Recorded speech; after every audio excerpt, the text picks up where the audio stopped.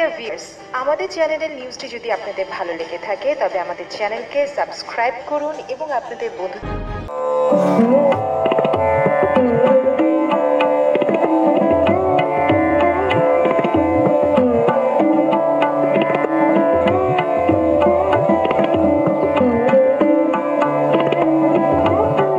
প্রিয় ভিউয়ার্স, আজ আপনাদের জন্য রয়েছে সৌদি খেজুরের টিস্যু কালচার খেজুর চারা নিয়ে কথা।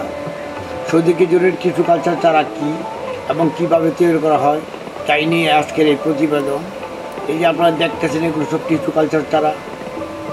এগুলো সৌদিতে আল রাজি কোম্পানি এবং ভারতের অতুল কোম্পানি, এদের সমন্বয়ে এগুলো তৈরি করা হয়।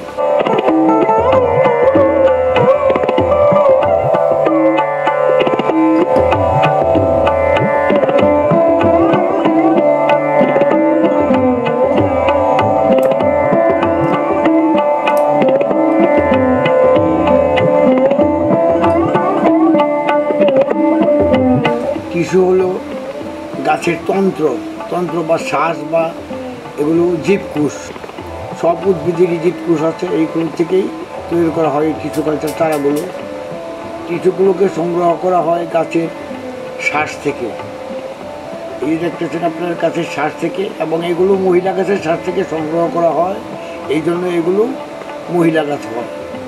আর জাতের বৈশিষ্ট্য ঠিক থাকে, টিস্যু কালচারে জাতের বৈশিষ্ট্য ঠিক থাকে এবং সকল গাছে মহিলা গাছ হয়। কারণ এই মহিলা গাছ করার সুবাদেই কিন্তু মহিলা গাছ তৈরি করার প্রয়োজনে কিন্তু টিস্যু কালচারের উদ্ভব হয়েছে। কারণ বীজের চারাগুলো সাধারণত বেশিরভাগ গাছ পুরুষ গাছ হয়, যার জন্য অনেক যত্নাদি করার পরে যখন পুরুষ গাছ হয় তখন খরচ পড়ে বেশি এবং এতে কৃষকরাও লাভবান হতে পারে না।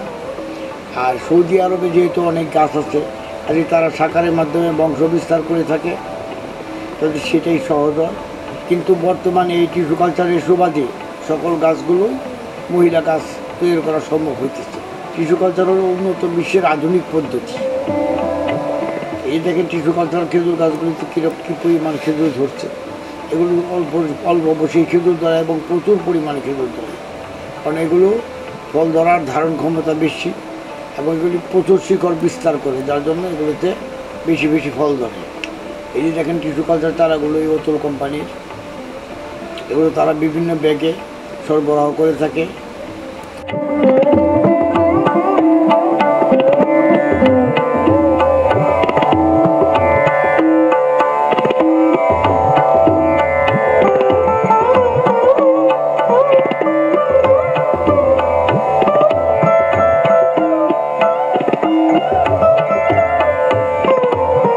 আমরা আপনাদেরকে অতুল কোম্পানির ইনডোরের দৃশ্যগুলো দেখাতে চেষ্টা করব।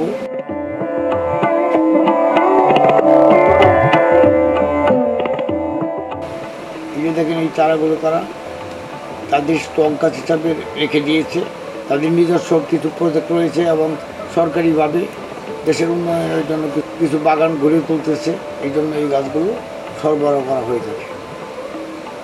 এই যে দেখেন এটা হলো রাজস্থান, গুজরাট, ভারতের উত্তর প্রদেশ বলে এটা হলো প্রদেশ হলো গুজরাট, জিরা হলো বালসাদ, অতুল হলো একটি গ্রামের নাম। ওই গ্রামের নাম অনুসারে ওনাদের কোম্পানির নাম রেখেছে অতুল জেট পাম্প লিমিটেড। এই দেখেন চারাগুলো।